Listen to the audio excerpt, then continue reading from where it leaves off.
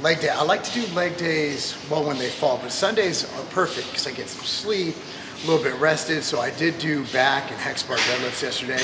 So I'm not 100% recovered, but the way my training split's gonna go now is it's basically push-pull legs. But I'm training basically Tuesday, Thursday, Saturday, Sunday. Unless there's something going on the weekend, then of course I'll make it so I have 3 training days during the week, 1 weekend day off, moving to a 4-day split. So ready to 2 warm-up sets. This is gonna be my main set of leg curls, seated, because that's what we have at this gym. And basically this one will be failure and drop sets. The first 2 sets were 20 reps, 15 reps, just get warmed up. I like to do hamstrings and calves before quads because it gets me nice and warmed up, my knees a little bit warmed up, and I don't want to neglect those weak points.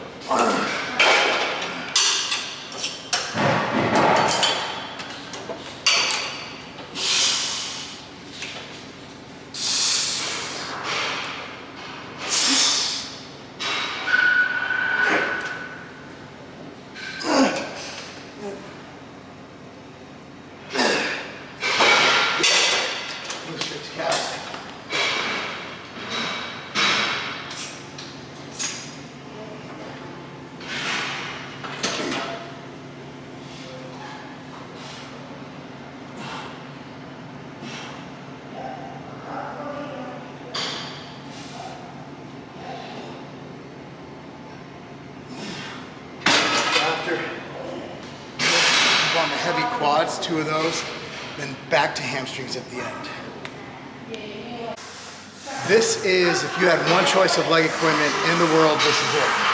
The pendulum squat.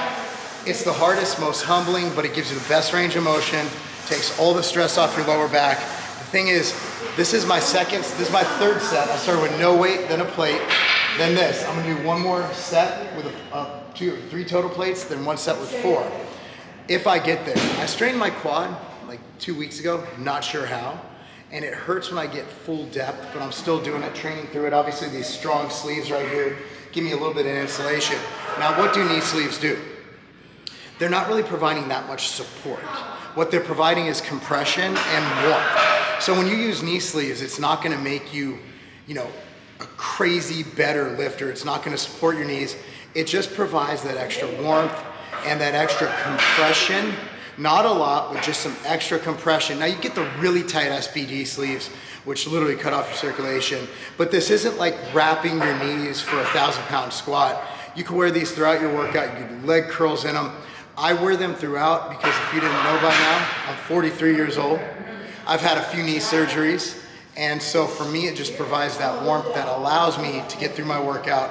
And my knees feel fine at all times. I'm able to run, able to sprint, able to coach. But when I'm lifting, I want to make sure that I stay nice and warm. So, that being said, this is a warm-up, not taking it to failure, probably do 6 reps or so. But you'll see that even a guy who's pretty strong like me, this is a challenging weight. I've seen very few people do above, 1 plate on each side, believe it or not.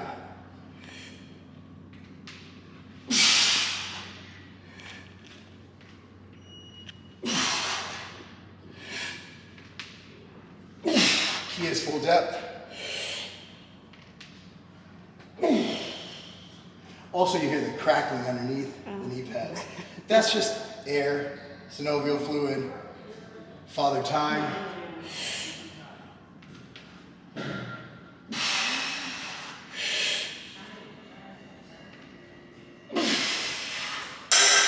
Still a little bit of tightness where that quad is a little bit weird, but we'll train through it.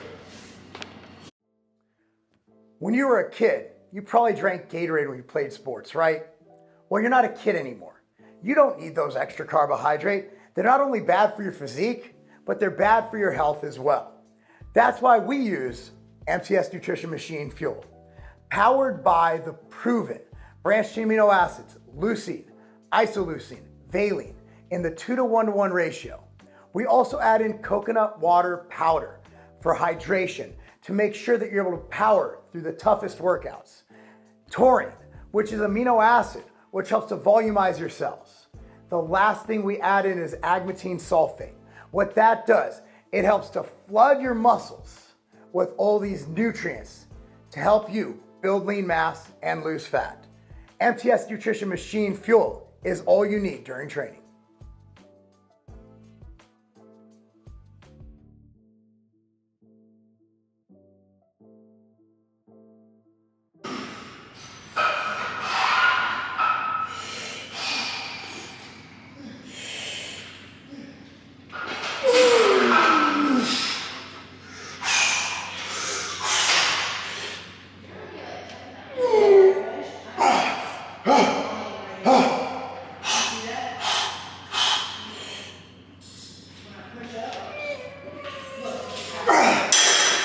So,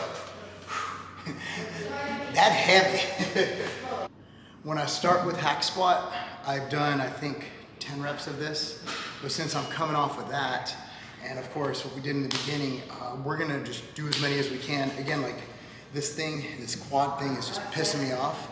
But, you know, this is my last quad set for the day. Generally speaking, I like to do 2 quad movements. If I'm at this gym, if I'm not traveling, pendulum and hack squat. Now I don't do leg press. There's a big debate online if leg press is stupid. I don't think it's stupid, but I have found that when I do leg press, my hips become very sore, and for me, for my build, leg press isn't the best. For a lot of people, they get phenomenal results.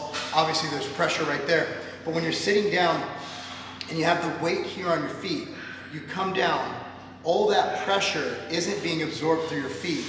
It's actually being absorbed through your hips, because your hips are what's touching the ground. So that's what's happening, or the pad. So for me, leg press, very rarely, only when I have to do it because there's a lack of equipment. But like Carbon Culture, Carbon Performance, Franklin, Tennessee, we have hack squat and pendulum. And honestly, in my opinion, that's all the quad movement you need. Obviously, we're throwing some unilateral stuff, we're throwing some sprints, some stuff on the field. But as far as building big ass quads, this is all you need. So let's see what we got here.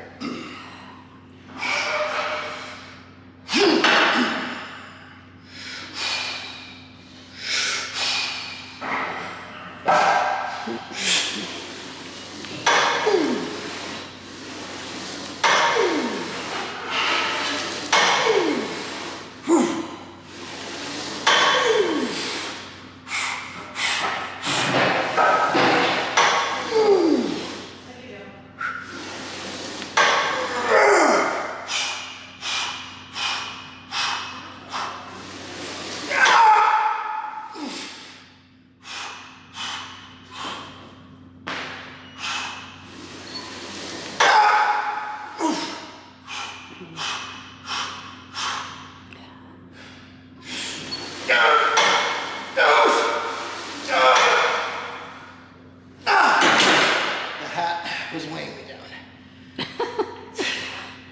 I'm good. That was.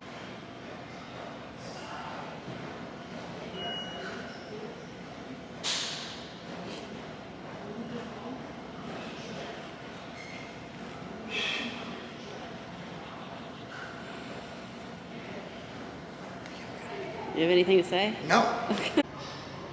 So I like to do at least one unilateral movement every single day. So today it's single leg Romanian deadlift. Now I have a theory. If I'm 80 years old and I can single leg RDL 100 pounds, then I am on a good track to live a long time. You got your grip involved, balance, those are things that cause people to die. Morbidity is predicated, balance is a key thing, because what happens, old people, they fall, they break their hip. And that's the start of a cycle that just makes people die. Grip strength is actually a key indicator of morbidity risk. So here's how we do them. Doing same arm, same leg.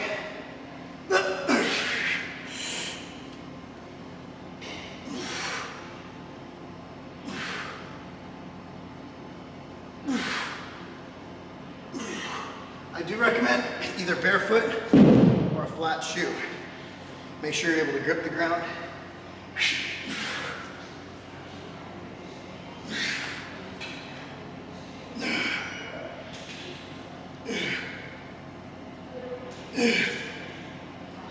So, that's leg day. Started with calves. Because if I left calves till the end, I'd have no energy to do them. Hard stuff. So, my goal is, this is my weight. Like, I stay lean year round. If I ever do decide to compete again, it'll be in Classic. I just noticed my heart rate, even during that crazy hack squat set, only got to 136. So I'm in a perfect level. My resting heart rate's below 50, where my heart rate variability is in the 80 to 100 range most of the time, except when I'm not recovered enough. So we're gonna roll on 4 days a week training. Generally speaking, Saturday, Sunday, Tuesday, Thursday. Can't be modified as schedule dictates, but the off days, a lot of hikes, sprints, things like that. Then we throw boxing back in the mix. If you like this, please like this video. Subscribe to this channel. Support us by shopping at tigerfitness.com. By the way, if you're watching this today, we have a Cinco de Mayo sale at tigerfitness.com, 10% off site-wide. We rarely ever do that.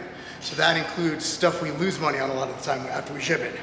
Whether it's your RTDs, your drinks, your Ghost Energy, everything's 10% off. Take advantage of it. That's not a game.